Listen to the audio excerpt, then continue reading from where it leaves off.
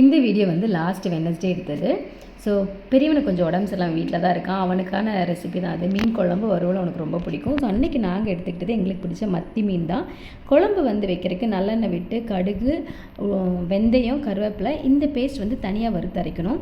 ரொம்ப சிம்பிளான இன்க்ரீடியன்ட் தான். சீரகம், மிளகு, சின்ன வெங்காயம் நிறையா போடுங்க. இஞ்சி, பூண்டு, கருவேப்பிலை, தக்காளி, கொஞ்சோண்டு குழம்பு தூள் ஒரு 2 ஸ்பூன் எடுத்துக்கோங்க. நான் வீட்லேயே அது வறுத்தரைச்சது தான்.